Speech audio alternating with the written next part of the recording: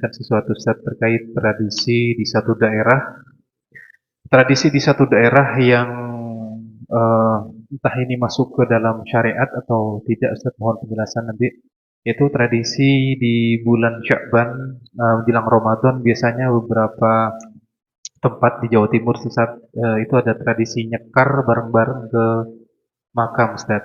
Jadi ada satu tempat itu bareng-bareng nih Ustaz, satu desa di hari tertentu sampai dijadwalkan bareng-bareng nyekar di ke kuburan gitu saat bareng-bareng sampai diadakan acara apa gitu. Terus untuk yang kedua, pertanyaan tentang arwah mbah-mbah kita yang banyak yang mempercayai datang di saat malam Jumat atau malam Jumat Kliwon datang ke rumah kita. Jadi saat malam Jumat kalau kita nggak baca Yasin di rumah, nanti mbah-mbah kita yang datang ke rumah kita itu kecewa, Ustaz, nggak didoakan. Itu mohon penjelasannya Ustaz. Itu tradisi atau ada sangkutnya juga dengan syariat. Terima kasih. Assalamualaikum warahmatullahi wabarakatuh. Waalaikumsalam warahmatullahi wabarakatuh. Baik. Di sini dua yang harus diperhatikan. Yang pertama ada perintah untuk ziaratul kubur. Yang kedua adalah perintah untuk menjaga dari semua kemaksiatan. Kembali, apapun tradisinya, apapun itu namanya, yang namanya nyekar atau nyekar, nyekar itu ke makam bareng-bareng. Itu adalah nyekar, istilahnya ziarah. Baik. Ada perintah kepada ziarah itu ada ala fazura fa inna tudzakkirukumul akhirah. Karena umumnya kalau melihat kuburan itu ingat mati, sama kayak melihat restoran itu ingat makan kan gitu. Melihat restoran, oh ingat makannya. Ngelihat emas, pengen beli kan gitu. Nah, ini kalau cara ngingetin mati itu cuma dengan cara melihat kuburan. Ala fazuruha fa inna tudzakkirukumul akhirah. Baik. Karena cara yang paling gampang diantaranya untuk melihat untuk mengingat kematian itu ya dengan ziarah kubur. Makanya di sini ada tradisi ziarah kubur. Artinya apa? Ziarah kubur itu ada perintahnya. Ala fazuruha. Ziarahlah ke kuburan. Fa innaha tudzakirumul akhirah. Karena apa? Ziarah kubur itu mengingat kematian. Baik. Itu yang pertama. Manfaat ziarah kubur itu nginget mati. Setidaknya itu yang pertama. Barulah kalau sudah seperti itu, sang hamba tadi pun mengucapkan salam, assalamualaikum ya ahlal kubur. Kenapa kok mereka disalamin? Hah? Kok nggak diem aja kitanya? Itu adab lagi diajarkan oleh Kanjeng Nabi Muhammad sallallahu alaihi wasallam. Karena mereka hidup, bukan mereka mati. Bal ahyaun, para para mujahid, para orang-orang yang syahid. Para orang-orang itu bukan berarti selesai, alamnya pindah, tapi mereka masih hidup. Yang mendengar ketika kita ngomong, yang menjawab salam ketika kita bersalam, itu adalah hak mereka semuanya. Diberikan oleh Allah. Kenapa Kanjeng Nabi ngajarin salam? Ya pastinya ada di situ, kalau ibaratnya kalau ada perintah pasti ada sebabnya. Ya karena tadi ada arwah-arwah yang memang mendengar. Tapi kita tidak mendengar. Kenapa kita tidak mendengar? Karena lari nanti kalau mereka jawab terus kita dengar gitu. Assalamualaikum, waalaikumsalam. Apa enggak lari kira-kira? Hah? Ya makanya kan kabur. Makanya di sini apa? Di sini tetap diajarkan untuk salam. Kita ajarkan untuk ziarah kubur. Itu tradisi yang baik karena dengan cara itulah kita ingat akhirat. Baik. Cuma yang harus diperhatikan, jangan sampai di dalam acara-acara yang sudah baik ada perintahnya di sini bercampur dengan satu kemaksiatan. Acaranya sih baik. Acaranya apa? Maulid Nabi Muhammad sallallahu alaihi wasallam. Baik tidak acara Maulid Nabi? Baik. Tapi ternyata tradisinya yang kurang baik, bukan maulidnya. Tradisinya apa? Ada orang kalau sudah bulan Maulid itu campur baur, laki-laki, perempuan semuanya. Bahkan di sebagian tempat acara Maulid Nabi ya jualan kaset-kaset dangdutan, kaset apa, diputar kenceng-kenceng kayak gitu kan. Bukan maulidnya yang tidak baik, bukan maulidnya yang ditiadakan, tapi Benalu-benalu inilah yang harus disingkirkan. Yang tidak baik inilah yang disingkirkan. Yang baik itu ya terus karena ada perintahnya. Jangan sampai kalau pohon ada ulatnya, jangan pohonnya yang dipotong. Kenapa ada ulatnya? Potong semuanya. Oh tidak, ulatnya yang dibuang. Jadi yang ada perintahnya ya kita jaga. Oh ziarah kubur ada perintahnya, ya kita jaga ziarahnya. Nah tradisinya yang kita atur, jangan sampai tradisi ini ada tradisi yang melanggar syariat. Kalau sudah tradisi melanggar syariat, ya harus dibedakan. Yang ada perintahnya itu berarti adalah ada kebaikannya. Nah larangannya ini ada dosanya. Yang dilarang inilah yang kita antisipasi. Baik, itu yang pertama. Terus bagaimana tentang arwah? Yas'alunaka 'anir ruh, qulir ruhu min amri rabbi. Jadi kalau urusan roh itu adalah urusannya Gusti Allah.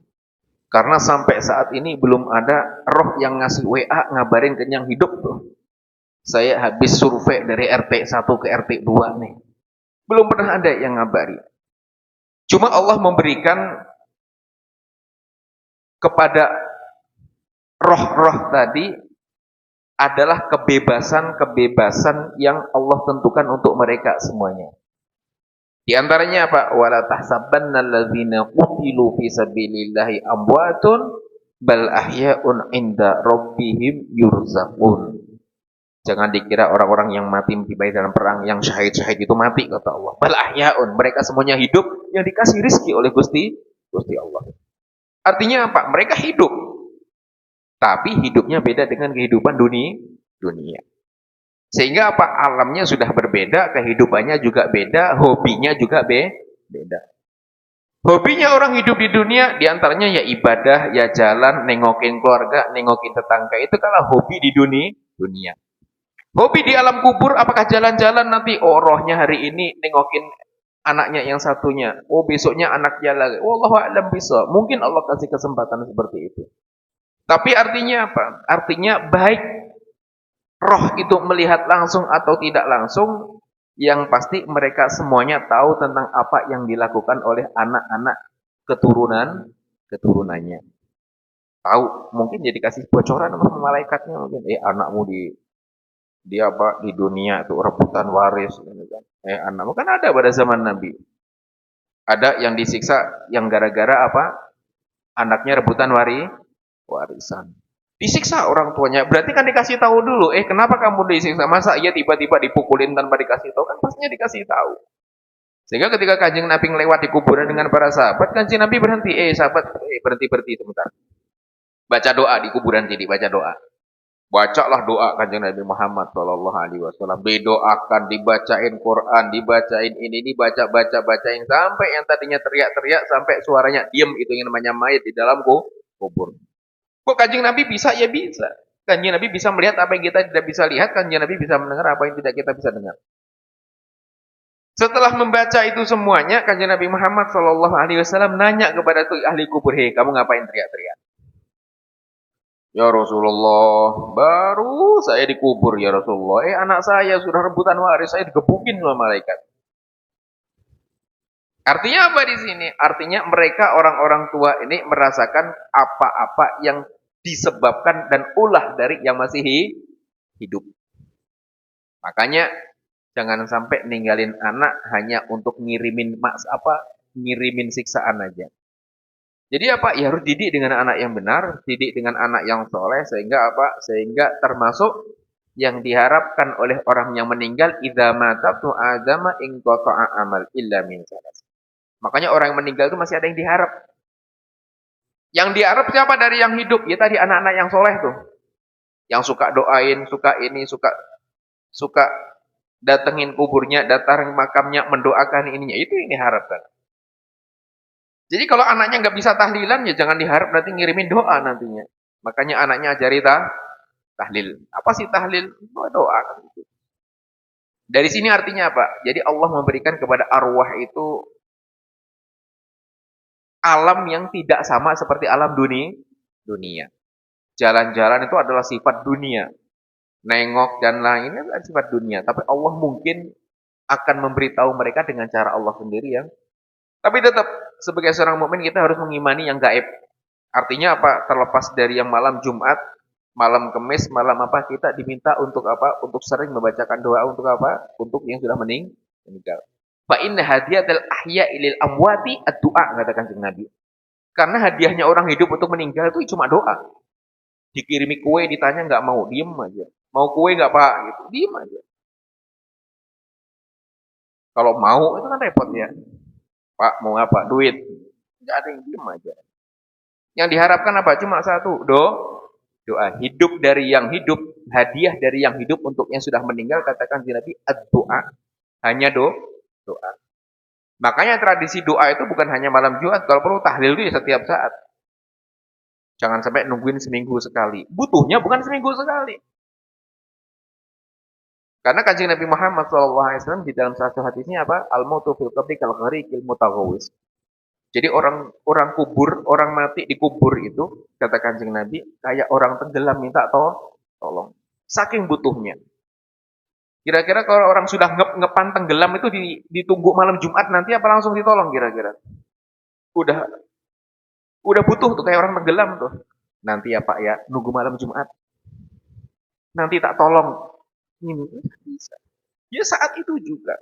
Sementara apa? Ya setiap saat mereka butuh. Artinya apa? Doa kita itu diharap setiap saat. Makanya tradisinya minimal seminggu sekali itu minimal. Kalau bisa ya setiap saat ingat ya kita kirim doa. Cuma itu saja yang kita bisa berikan untuk mereka semuanya. Baik. Terus yang kedua, apa tadi? Nah, udah. Baik. Jadi intinya apa? Intinya kita masih hidup, kita tanam yang baik. Agar ketika kita meninggal, kita petik yang baik. Anak didik dengan anak yang baik, kenal musola. Jangan sampai apa? Anaknya dididik HP terus. Sehingga ketika emaknya mati, bingung nih. Ngaji nggak bisa, akhirnya HP-nya taruh depan kuburan tuh. Puterin MP3 selama seminggu tuh. HP-nya bunyi ngaji HP-nya. Karena nggak bisa ngaji anaknya. Jadi ajarin anak kita ngaji. Ajarin kenal musola. Ajarin kenal ulama. Ajarin kenal orang soleh. Tujuannya agar apa? Ketika kita sudah meninggal nanti, kita semuanya diberikan oleh Allah nikmat-nikmat disebabkan oleh anak-anak dan keturunan kita. Baik.